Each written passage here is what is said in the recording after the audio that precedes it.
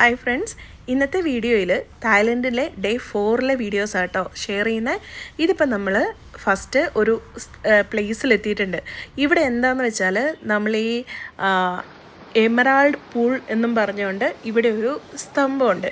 അതെന്ന് വെച്ചാൽ നാച്ചുറലി തന്നെ ബ്ലൂ കളർ, അതായത് ആ എമറാൾഡിൻ്റെ ആ ഒരു ഷെയ്ഡ്, ഇപ്പോൾ ആ വെള്ളത്തിൻ്റെ ഒക്കെ കളർ കണ്ടില്ലേ, ആ ഒരു കളറിലുള്ള വെള്ളമാണ് ഇവിടെ കൂടുതലുള്ളത്. അതിന് ഒത്തിരി മെഡിക്കൽ ബെനിഫിറ്റ്സ് ഉണ്ട്.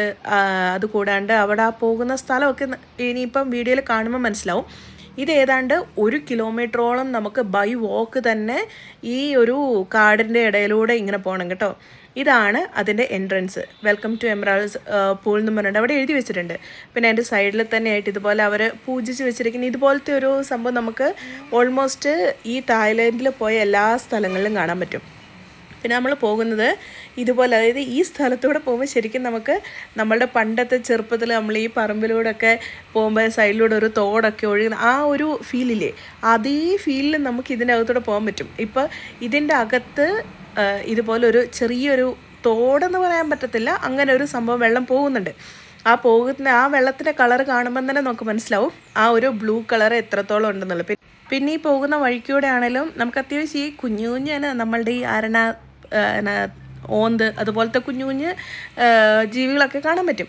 പിന്നെ പോകുന്ന വഴിക്കുള്ളതാണിത് ക്രിസ്റ്റൽ പൂൾ എന്ന് പറയുന്നത്. പക്ഷേ ഇതിൽ ഈ കാണുന്ന ഒരിടത്തും നമുക്ക് ഇറങ്ങാൻ വേണ്ടിയിട്ട് ആക്സസിബിൾ അല്ല, കാരണം അതൊക്കെ അവർ പ്രൊട്ടക്റ്റ് ചെയ്ത് വെച്ചിരിക്കുന്ന ഓരോരോ ഏരിയാസാണ്.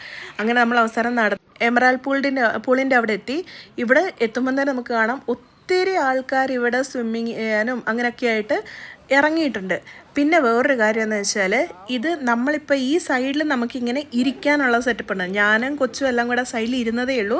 ഇതുപോലെ കുഞ്ഞു കുഞ്ഞു മീനുകൾ അതിൻ്റെ തൊണ്ട് കേട്ടോ. പിന്നെ ഈ വെള്ളത്തിനുണ്ടല്ലോ ചെറിയൊരു ചൂടാണ്, അല്ലാണ്ട് തണുപ്പോ അങ്ങനെയൊന്നുമല്ല. അതുകൂടാണ്ട് നമുക്ക് കുറേ അങ്ങ് ബാക്കിൽ, അതായത് ഈ ഒരു പൂളിൻ്റെ ഒരു സൈഡിലാണ് ഞങ്ങളിരിക്കുന്നത്, ഇതിൻ്റെ ഓപ്പോസിറ്റ് സൈഡിൽ അവിടുന്ന് ഈ ചെറിയൊരു സ്ട്രീം ഇങ്ങനെ അരുവി പോലെ ഇത് ഒഴുകി വരുന്നുണ്ട്. അതിന് ചെറിയൊരു ചൂട്, ആ വെള്ളത്തിന് തന്നെ നാച്ചുറലായിട്ട് വരുന്ന വെള്ളത്തിൻ്റെ തന്നെ ആ ഒരു ചൂടൊക്കെ നമുക്ക് ഫീൽ ചെയ്യാൻ പറ്റും. അങ്ങനെ ഇതിനകത്ത് ഞാൻ ഇറങ്ങിയില്ല, പക്ഷേ ജെയിംസ് ഒക്കെ ആണെങ്കിലും ഇറങ്ങി അവിടെ സ്വിമ്മൊക്കെ ചെയ്ത് അങ്ങനെയാണ് പിന്നെ നമ്മൾ അവിടുന്ന് പുറപ്പെട്ടെ. അവിടുന്ന് പിന്നെ നമ്മൾ പോയ നെക്സ്റ്റ് പ്ലേസ് വെള്ളത്തിൻ്റെ തന്നെ ഈ പൂള് പോലത്തെ ഒരു സംഭവം, അതും ഇതേ സെയിം ഹോട്ട് സ്ട്രീം വരുന്ന ഒരു പൂള് പോലത്തെ സംഭവം. അതിൻ്റെ വീഡിയോ ഞാൻ കാര്യമായിട്ട് എടുത്തില്ല. അവിടെ ഒത്തിരി പേര് ഇങ്ങനെ എന്താ പറയണ്ടേ, കുളിക്കുന്നൊക്കെ ഉണ്ടായിരുന്നു.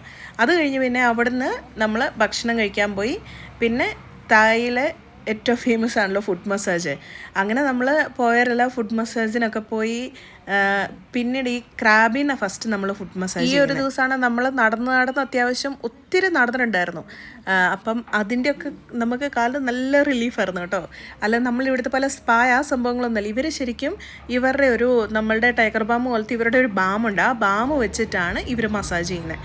അത് കഴിഞ്ഞ് പിന്നെ നമ്മൾ ഡിന്നർ കഴിക്കാൻ വേണ്ടി അവിടെ അടുത്ത് തന്നെ ഒരു റെസ്റ്റോറൻറ്റ് ഉണ്ടായിരുന്നു, അവിടെ കയറി. മാക്സിമം നമ്മൾ തായ് ഫുഡ് ഐറ്റംസ് തന്നെ കേട്ടോ ട്രൈ ചെയ്യാൻ ശ്രമിച്ചത്.